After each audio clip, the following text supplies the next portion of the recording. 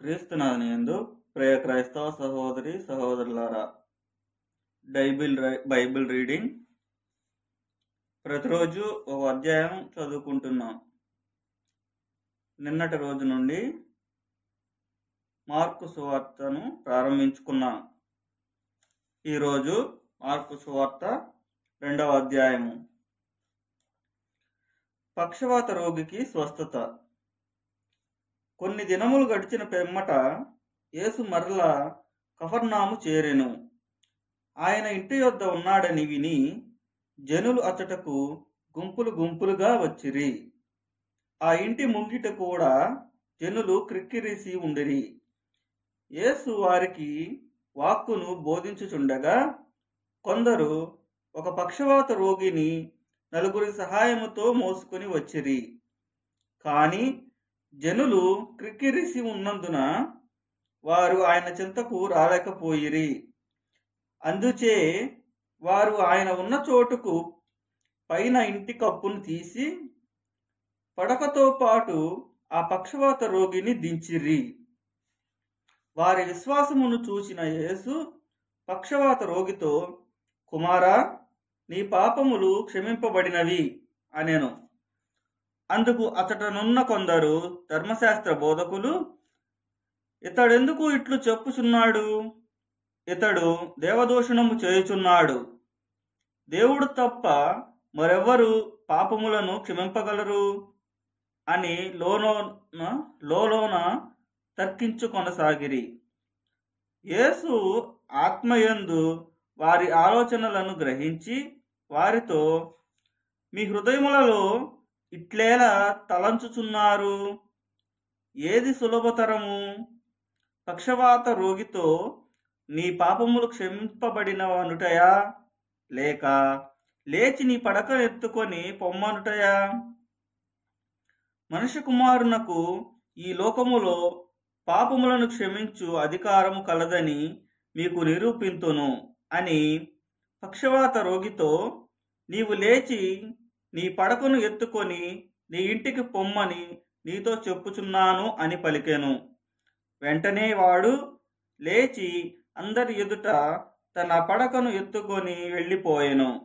దానిని చూచిన అతడి ప్రజలందరూ ఆశ్చర్యపడిరి.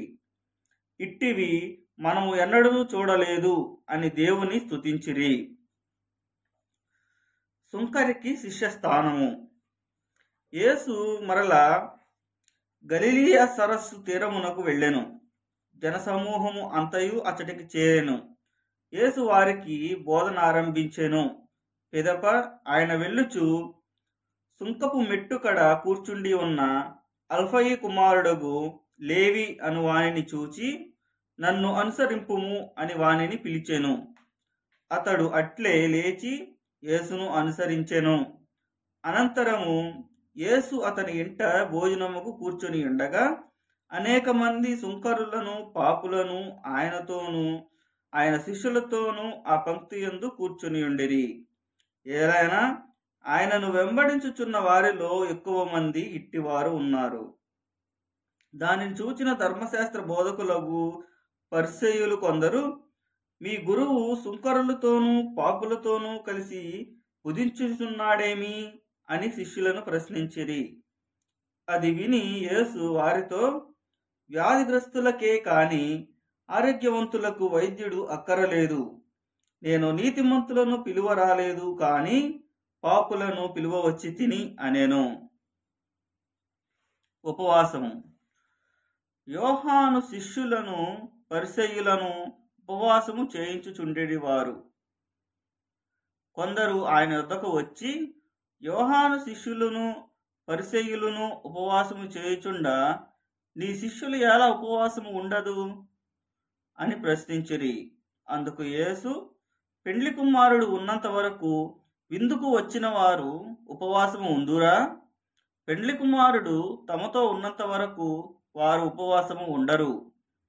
పెండ్లి కుమారుడు ఎడబాయు కాలము వచ్చును, అప్పుడు వారు ఉపవాసము ఉందురు.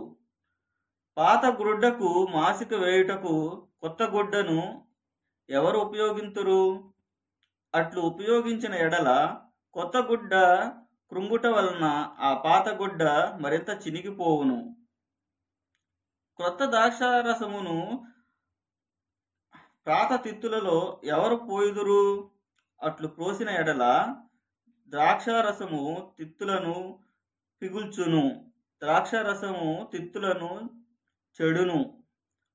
అందువలన క్రొత్తగా ద్రాక్షారసమును క్రొత్త తిత్తులలోనే పోయవలెను అని సమాధానమిచ్చెను. సబ్బాతు సమస్య. ఒక విశ్రాంతి దినమున యేసు పంట పొలములో సాగిపోవుచుండ ఆయన వెంట నడుచుచున్న శిష్యులు వెన్నులను త్రుంపనారంభించిరి. దానిని చూచిన పరిసయ్యులు, విశ్రాంతి దినమున చేయదగని పనిని మీరెలా చేయుచున్నారు అని యేసును ప్రశ్నించిరి. అందులకు ఆయన వారితో, దావీదు అతని అనుచరులు ఆకలి కొనినప్పుడు ఏమి చేసినది మీరు చదవలేదా? అబ్యాతారు ప్రధాన యాజకుడుగా ఉన్న కాలమందు దావీదు దేవాలయములో ప్రవేశించి అర్చకులు తప్ప ఇతరులెవ్వరూ తినకూడని అచటనున్న నైవేద్యపు రొట్టెలను తాను తిని తన అనుచరులకు పెట్టెను గదా. మానవుని కొరకే విశ్రాంతి దినము నియమింపబడినది గాని విశ్రాంతి దినము కొరకు మానవుడు నియమింపబడలేదు. కనుక మనుష్య కుమారుడు విశ్రాంతి దినమునకు కూడా ప్రభువే అని పలికెను. ఆమేన్.